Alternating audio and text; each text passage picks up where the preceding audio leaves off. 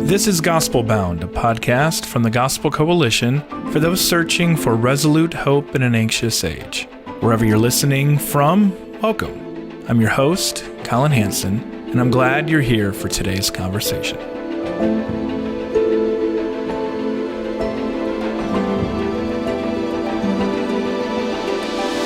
Breaking news. You can insert your dramatic gong sound here. Find out if you're on the right side of history. Learn about the latest celebrity you should cancel for the wrong view of oat milk. After this commercial break. Well, not so fast, says Jeffrey Bilbrough, editor-in-chief of Front Porch Republic and the author of the new book, Reading the Times, a literary and theological inquiry into the news, published by IVP Academic. Bilbrough warns that objects on screen are more distant than they appear, and that the public sphere is simply not conducive to the formation of loving, sustaining communities. He writes this: when the news sets itself up as the light of the world, it is usurping the role that rightly belongs only to the word proclaimed in the gospel. But when the news helps us attend together to the ongoing work of this word, it plays a vital role in enabling us to love our neighbors. So, go ahead, take a walk, carve some wood, spend time in embodied communities, and don't worry too much about that next election, he says. Quote, epistemic humility, particularly regarding the workings of Providence, requires us to acknowledge that even when our candidate loses, or when a court case is decided in a way that seems wrong, or when tragedy strikes, God is still working out his will, and he cannot be defeated. The reverse holds true as well. It may be just that when we think we are winning, we are going astray from God's kingdom. A high view of providence and a chastened sense of our ability to recognize God's methods of victory frees us from worrying about whether a given event is good or bad. Well, Bilbrough joins me on Gospel Bound to discuss the perverse incentives of our media ecosystem, holy apathy, and whether anything good can come from TV news. Spoiler alert, the answer is no. Jeff, thank you for being here on Gospel Bound. Oh, thank you, Colin. I'm happy to be talking with you today. Looking back on this era, today's era, do you think the personal computer and dial-up internet in the 1990s or the iPhone in 2007 will mark the bigger turning point? Yeah, that's a good question. I guess the way I try to frame it is that they both mark turning points, but of a different sort. And, I think sometimes we think about all technological change as kind of progress, and things are always getting better. But I found the work of someone like Ivan Illich to be quite helpful here in thinking about how some modes of industrialization or technological improvement can actually bring about real goods. But sometimes when those extend or amp up, their results can get worse. So, he talks about things having kind of two watersheds when they industrialize. So he talks about this in terms of schools and hospitals and other spheres. But the first watershed is where the application of industrial technology really does solve some problems. It really does improve some things. We can be grateful for many aspects of modern medicine, and I think we can be grateful for many aspects of modern computing as well. But at some point, when you just keep applying more and more technological power to these spheres, oftentimes you get they create their own problems. And he identifies that in terms of how medicine gets so expensive, and we start to have diseases that are caused by the cures for other diseases. And I think the same thing can happen in computer technology, where what at first improves communication, later on just it improves chaos and noise, and it can become really hard to attend to what's important and to sort through while it's out there. So yeah, maybe early computer technologies did solve some problems and help out some ways, but maybe the iPhone is at least one mark of a prevalence of that technology that, unless we put pretty careful limits around it, causes perhaps more harm than it provides goods. I think the way I'm trying to process it is that when the internet was still something you had to go somewhere to be able to do, then it was a part of the rest of our lives. Now that it's something that goes with us wherever we are and intrudes into our lives, it actually becomes the default experience of the world. And that seems to be what I see, at least as the transition of what the iPhone wrought, 2007. Yeah, I think that's helpful. That's right. And even if you don't have a smartphone, or even if you're not on social media, you can no longer, I think if you live in America, you can no longer escape the ecosystem that it has transformed. So, it's not like you can just kind of opt out, like you say, right? Even if you don't choose to go there, it chooses to find you. Right.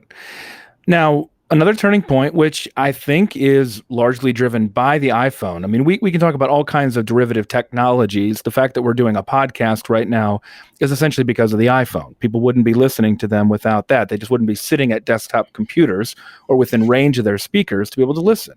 It's the ability to be able to take it and listen everywhere. But another one of those technologies introduced that transforms our experience of the news, our consumption of the news, is social media.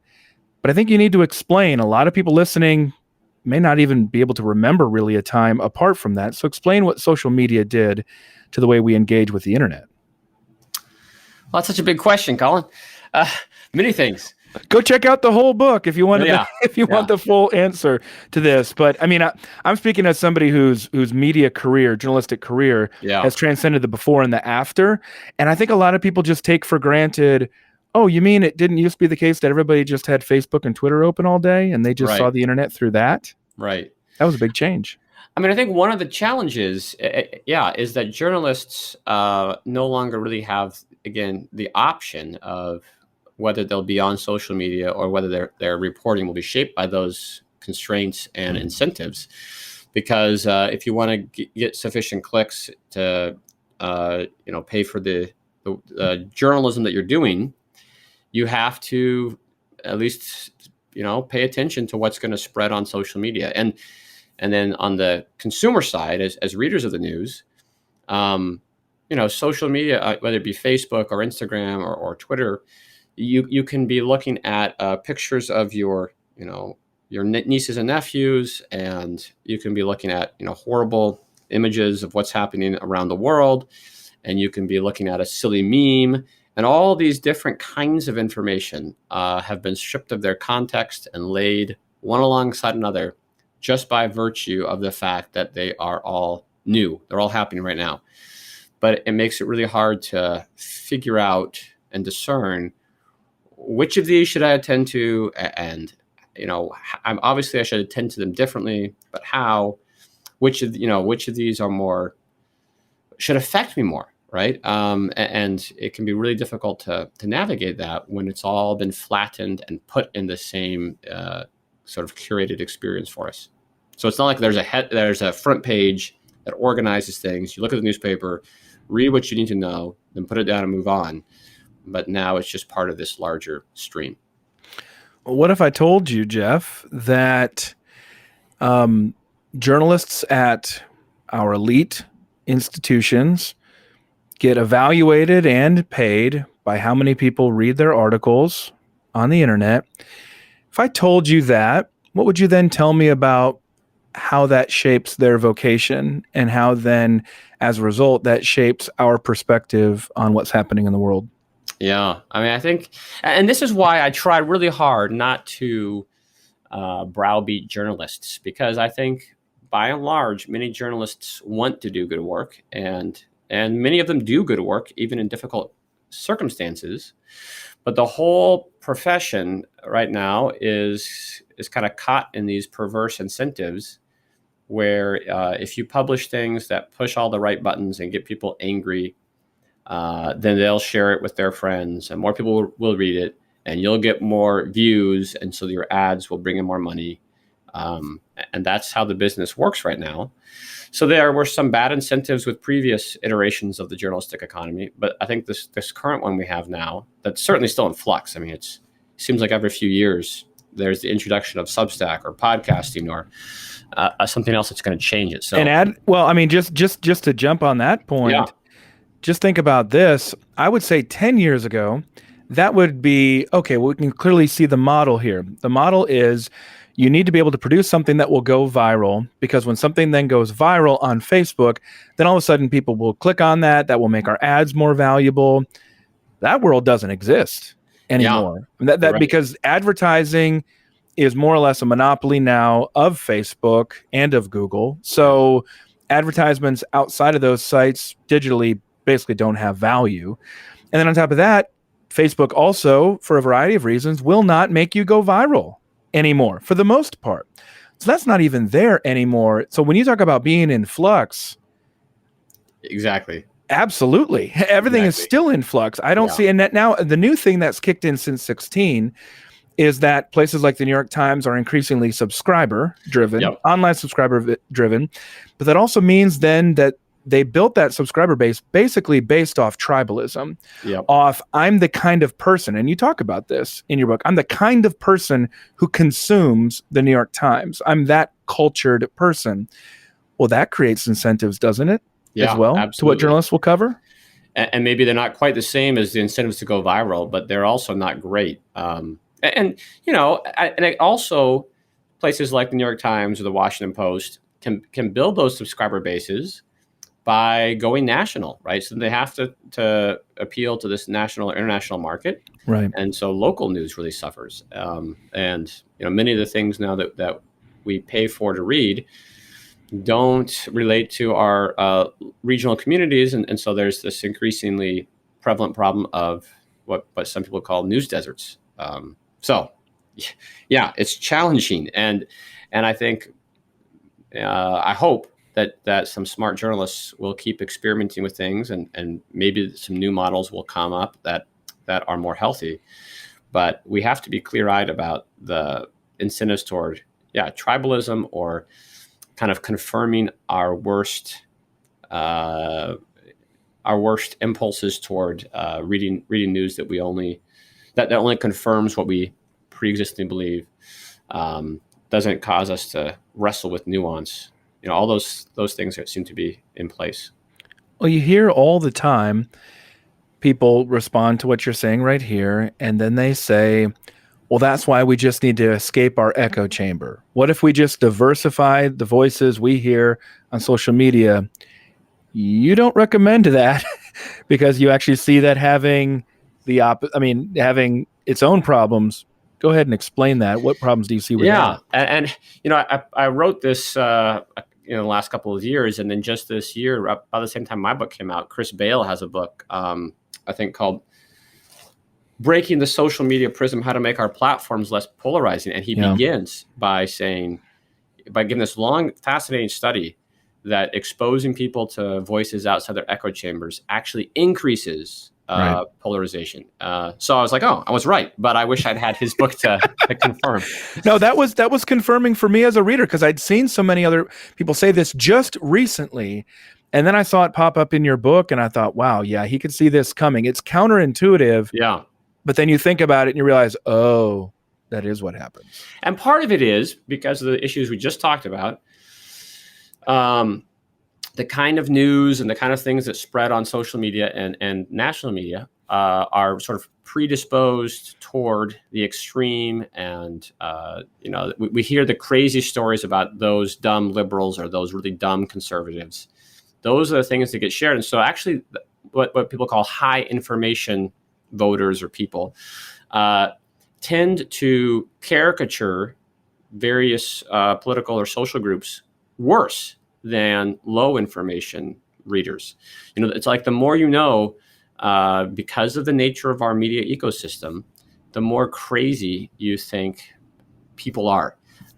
So it's really perverse and kind of backward from what you would expect. But when you recognize how our whole information ecosystem has been kind of degraded by some of these technologies and incentives, then you realize just, tuning into some other extreme voice on the other side of the political spectrum from you is unlikely to actually help you think through issues more carefully. I think you could say that somebody who is a high information voter, high information reader in 1960, 1970, 1980, 1990, 2000 is extremely different from what that means now. Absolutely.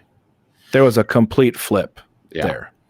And I think, again, there were some problems with the, Absolutely. the kind of centralized media ecosystem of that day, and the more lowering the gate, not lowering, opening the gates, letting more people participate in the media certainly helped solve some of those problems. But then it also created its own set of new problems.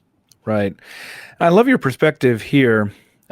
You say this: if your response to the news fits perfectly with any partisan narrative, whether a nostalgic longing to restore some idyllic time or a woke fury at those on the wrong side of history, it's unlikely to be keyed to God's eschatological victory. Explain, Jeff, how does our view of progress contribute to the problems you've identified? Yeah, I one of the ways to define the news, as its name suggests, is what's new, what's happening right now. And I think that kind of interest in what is current is a relatively recent phenomenon that I try to show is caught up in this Hegelian view of history as a progressive development of the human civilization, human condition. And that can be narrated in all kinds of different ways, right? You can be a Marxist and narrate it towards the communist vision of a good society. Maybe more likely today, you would be some sort of a democratic liberal, not in the political party sense, but in the sense that like all nations and all human civilizations are becoming more egalitarian and democratic, and liberalism is spreading. So there's different way, or a kind of a technological version that just shows how technology will continue to get better and better, and that's the way that we mark the progress of history. But all these, I think, are not really Christian, and lead us to kind of overemphasize what's happening right now, because we want to see how is my vision of history coming to fruition. And Christians should be, the way I read the Bible, waiting for Christ's second coming to bring about redemption, and pretty skeptical that anyone before Christ who offers that view of redemption is false, is not offering the true gospel. So, we can cheer when we see the kingdom in breaking in a broken world, and be grateful for that. But we shouldn't overinvest, put our hope in these instances, or try to see, human progress as a kind of ushering in Christ's redemption. So, I try to draw on, say, Augustine's two cities there, where he is responding to people in his time who had conflated Roman Empire with the spread of Christianity. And when the empire takes these body blows, they think, whoa, is God losing the battle? And Augustine says, no, we can never conflate the city of man with the city of God. These cities are always overlapping. We're always part of these two realms. And it can be hard to distinguish them sometimes. But we've got to try, because otherwise we're going to become idolaters and misplace the kingdom of God with some version of the human good. I'm just going to transition straight into this one. Have you ever seen someone who consumes a lot of news today on whatever platform become a better neighbor as a result of that? It's going to sound like a facetious question, but it's not. It's just a straight up question. Yeah. I mean, I want to say that that's at least possible, right? That we can become more empathetic, or I will say this. Sometimes I think, during the pandemic, sometimes people who try to understand as best as they could sort through the craziness and all this, there's a lot of voices, what's actually going on, what are the real concerns, could maybe speak up with greater wisdom in a school board meeting or in a church trying to sort out, how to mask or not mask. So I do know, say, some church elders or some people in these kind of with local responsibilities who really do a good job, or try to, of sort of sorting through these broader voices, from a more national, global perspective, and then bring that information to bear on these local decisions. But of course, they are fighting an uphill battle, right? Because these decisions, to take the pandemic, because it's such a obvious example. These decisions about whether, pastors or musicians or congregants should be masked or not masked, or, we should gather indoors or outdoors. We can't just have sort of real discussions about these and make the right decision for our community, because they get so caught up in the national politics. And so in general, it's been really counterproductive for helping us to love our neighbor well. And that's, it's a tragedy, because you would think that making more information available to everybody would help us all make more informed decisions. But given again, we've talked about in terms of the media ecosystem, that's usually not what happens. I want to try an emerging thesis on you. Okay. And you can pick it apart, all right? Okay, so especially now, it's always been hard for somebody to just have to sift through all of the information on a given topic, given all the different topics we have to confront day to day, and decide for themselves which ones they're supposed to trust and how to make a decision. That's always been hard.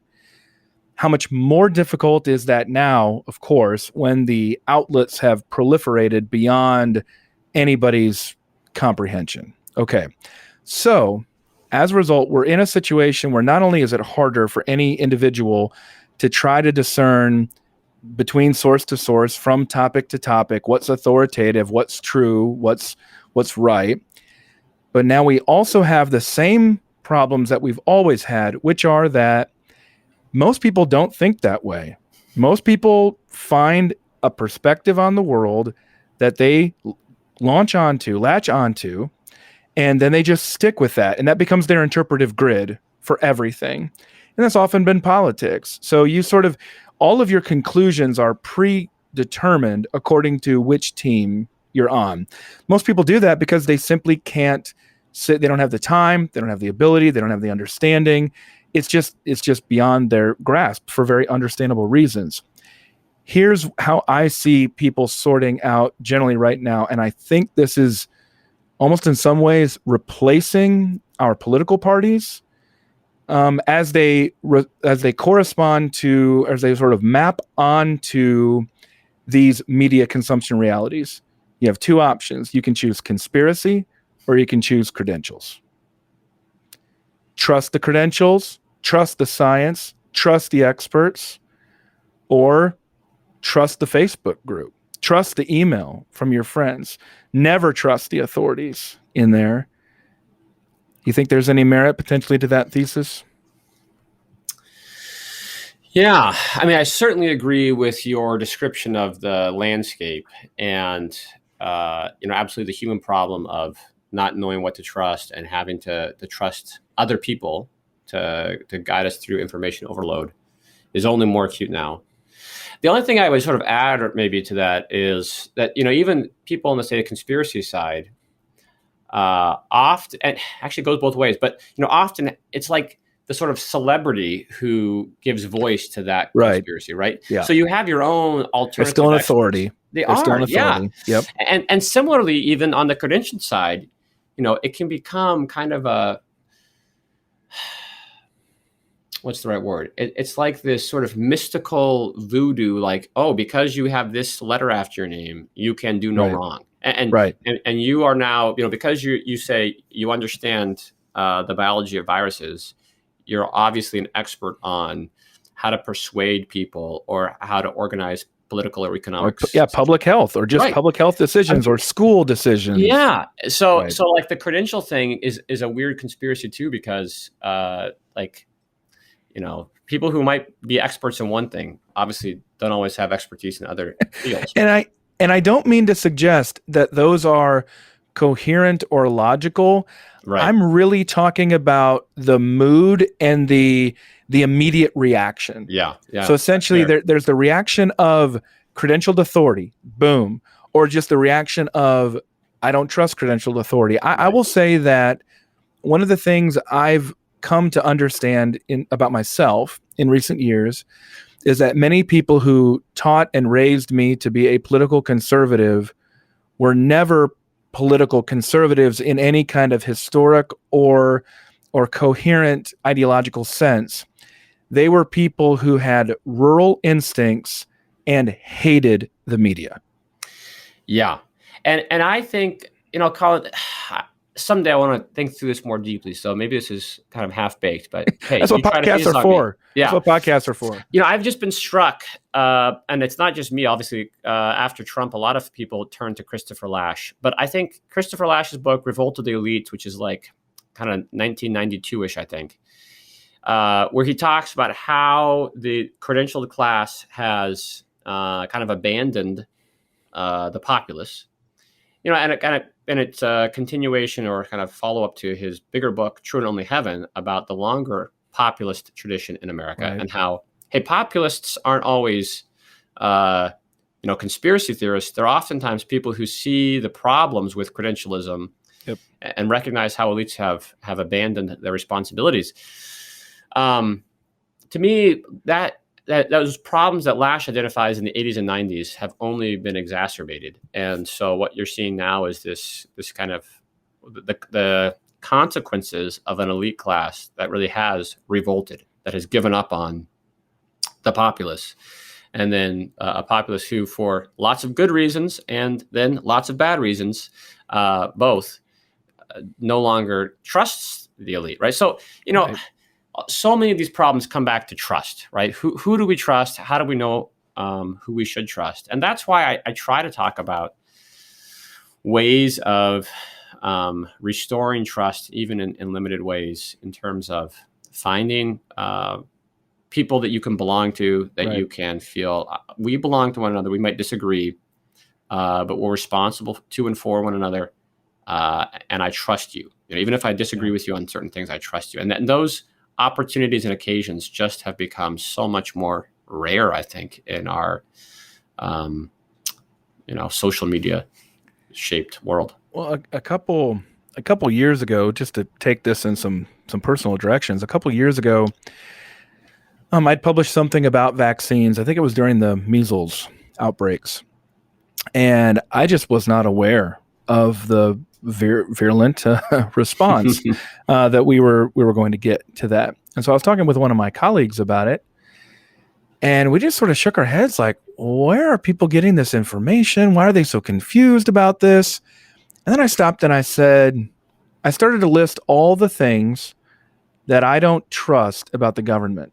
Yeah. And all the things that are completely proven that the government had totally lied about, and that media had been complicit in perpetuating those lies. And I stopped and I thought, this is an epistemological crisis. Yeah. I don't know who I'm supposed to trust and how. So my instinct says, okay, I don't really have any option here but to trust the doctors on this issue. But then I don't trust the authorities on 20 other issues. So that's why I'm trying to say that there's not some sort of easy answer. I wish there were this self-righteous approach where we could just say, why is everybody being so dumb? And here's Jeff Bilbro's book, Reading the Times, to be able to help give the answer. No, there's a bigger shift that's happening underneath that makes things very difficult. And I'll take this to my community growing up. The best of my rural community growing up was because we attended to relationships over the course of generations in just the way you described there. The localism was the strength, the sense that you knew everybody would take care of you, and that was just a given because you were part of that community. And if you needed any further incentive, your parents went to school together, your grandparents went to school together, fought in the war together, things like that. For a young person growing up, there was a tremendous amount of comfort that came from that. But it has changed in 20 years. Yeah. Because those people are not primarily attending now to each other in those relationships. They still do in a lot of ways. But see, now you have social media. Right. And I didn't know what everybody's politics were when I was growing up, but now I do. And holy cow, they are really extreme. I don't know if that resonates at all with what you've seen.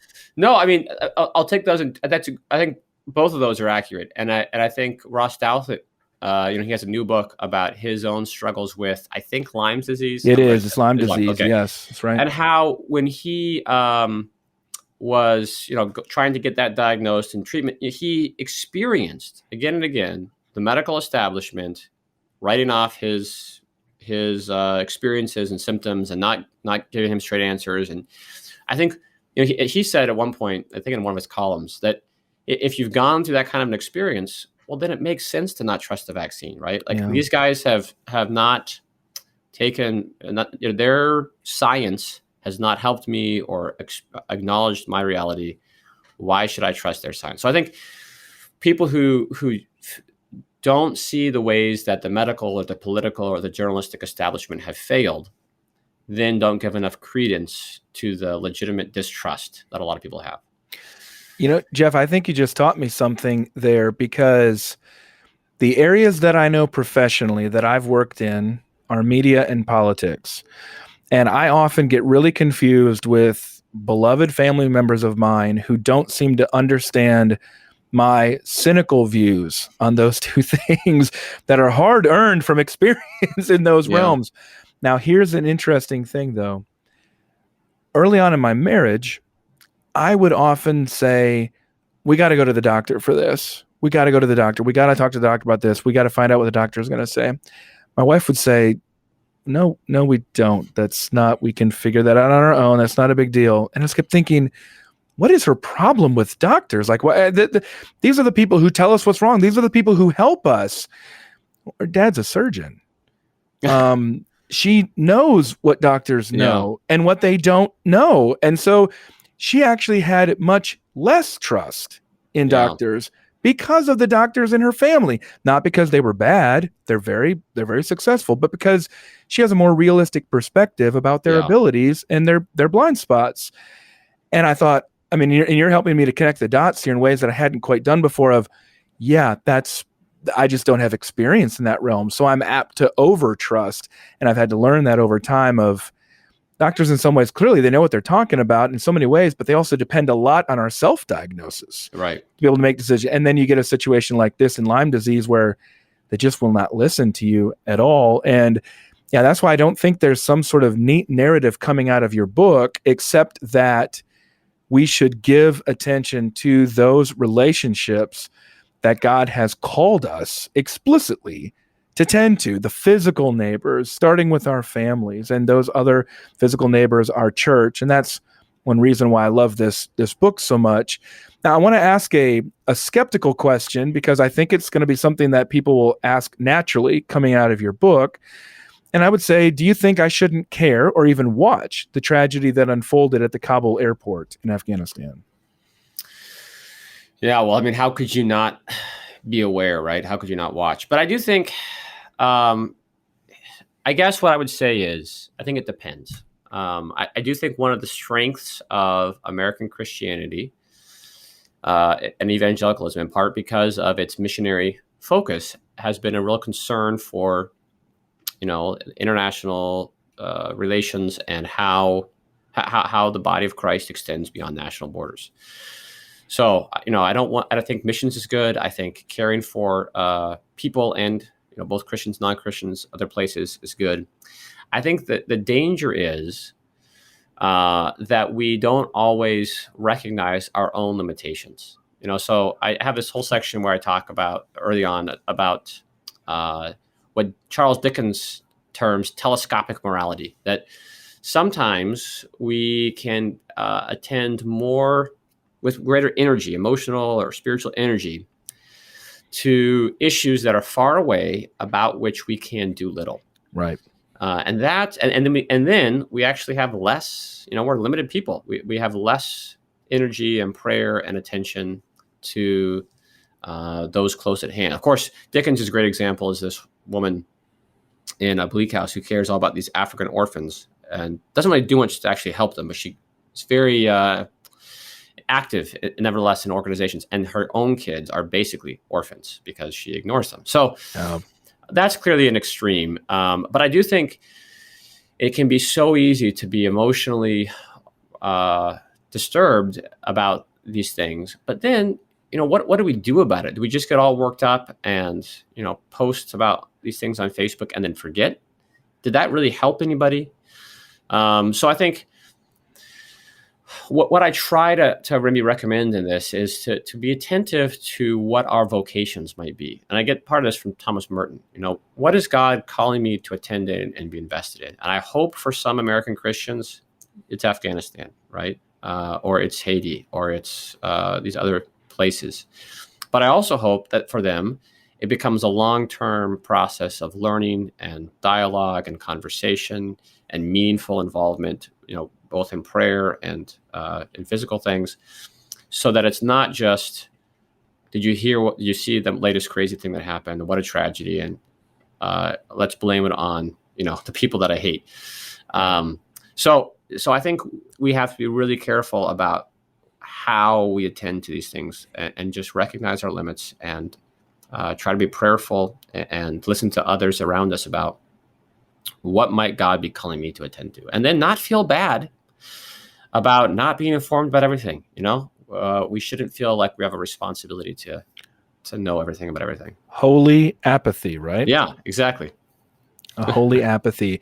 I didn't think I would end up here as somebody who is a professional journalist, but my professional journalism has always coincided with a kind of classic conservatism, which I think is part of why I resonate with your writing there. Yeah. You said recognize our limits. Right. That is classic conservatism. That is not contemporary conservatism. That's right. There is no limits party right now in the United States. There are no limits parties, and that's just speaking personally for myself. It's why I feel politically homeless there. But recognizing your limits does not mean you don't care about the world. It simply allows you to be more attentive to the things that you can make a difference with. And you gave the example of the woman whose own children were orphans. I would say in response to the classic conservative view would be the revolutionary mindset that I think we take for granted so much today in both parties in some ways. But I would say that was also captured very well by Fyodor Dostoevsky, of course, an anti-revolutionary writer. And one of the things he says so eloquently that goes along well with that, he puts in the words in one of his characters, humanity I love, it's just humans I hate. Exactly. It's the same concept there. It is easy to get wrapped up in a love for humanity, which actually becomes a license for evil. Yeah. Because you're exactly right. When you see the Afghanistan thing, you jump there straight from there to, and now it's time for me to grandstand in blaming whatever people I've already determined are at fault. I don't have a lot of sympathy for that. Now, the people who have done good work in Afghanistan, who have friends there and who have family there and are trying to help those people get out, given what's coming, I got a lot of respect for those people. Yeah. But that's a different thing, because the reality is the rest of us, we don't really control much when it comes to this. That's our limit there. So I'm not trying to put your words in your mouth, but I'm trying to process and apply. Yes. No, that's right. And I think what you said also is important to remember that, sort of classical conservative ideas of human limits and our own fallibility is really not represented by either major political party in America right now. So our own fallibility. Yeah, I just couldn't agree more. That's why I love that perspective on Providence that you state in this book of, if you know anything about history, and that should be what classic conservatism does, is we learn the lessons of history. It should be that, I'm a big World War II buff, but you can apply this to every single event. The moment when people seem to be at their pinnacle, when Hitler is on the doorstep of Stalingrad and they're just about to win the decisive final battle of World War II, is exactly the moment when everything's going to collapse on him. Just that's the lesson everywhere in history. So if you're trying to read the news to decide, am I on the right side of history? Good luck, because the one thing we know is history will probably judge you harshly. Yeah. That's the great irony, I'm sure, about our current political and cultural moment with this obsession about adjudicating the virtues or vices of past people. That in 100 years we do not know, what that generation will judge to be our greatest faults, but we will be judged because we all have our own sins, right? So we should be a little bit more, I guess, merciful. Chastened. Yeah, chastened. Some sort of humility in there. Yeah. Well, let's end on this final three. I like to ask these final three questions, looking for quick responses here from Jeffrey Bilbrough, author of Reading the Times: A Literary and Theological Inquiry into the News. First one: how do you find calm in the storm? I think, I talk in there about learning a craft. It has been very helpful to me as an academic and intellectual who spends a lot of time thinking to shut things off and make something, whether that be a meal or something out of Legos with my daughter, or nice, mowing the lawn or taking a bike ride. I think that's very helpful to me. Yeah, I like that. Yeah, I didn't understand why so many theologians were also amateur woodworkers until I started doing this kind of knowledge work. Yeah. And Yeah. then you understand the beauty of just sitting down with your 6-year-old son and putting together a Lego castle. Yeah. It's very cool. Well, Jeff, where do you find good news today?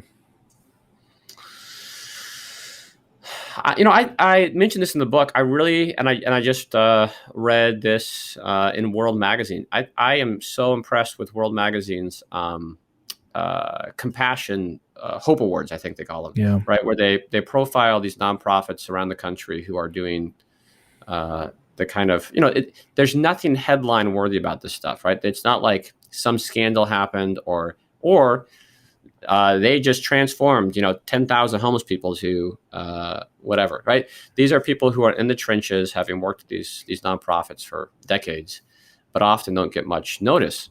And, World sends a reporter out to talk to them, talk to people they work with, and try to understand what makes them so vibrant.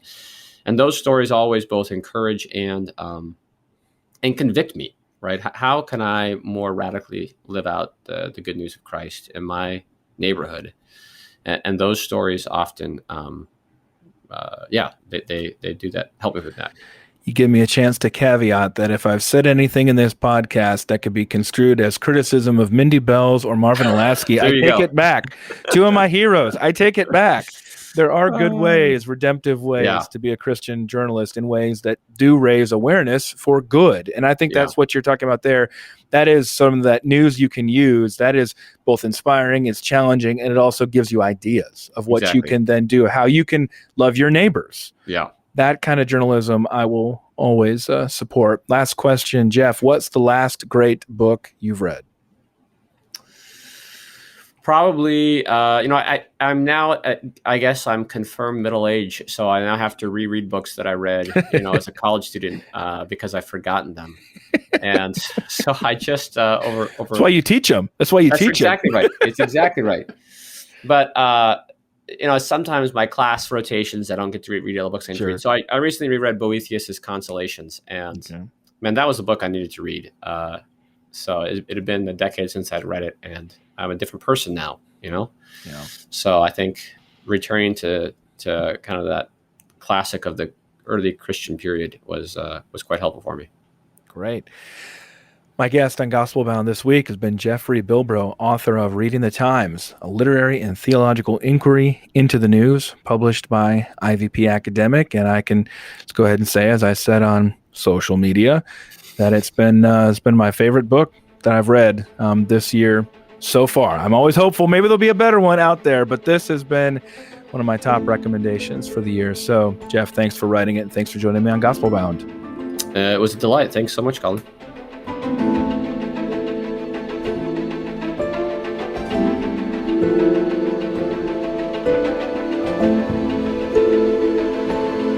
Thank you for listening to today's episode of Gospel Bound. For more information, including past episodes, transcripts, and to sign up for my newsletter, go to tgc.org/gospelbound. If you like what you've heard, you may also like my new book written with Sarah Zylstra called Gospel Bound: Living with Resolute Hope in an Anxious Age. You can find it wherever books are sold.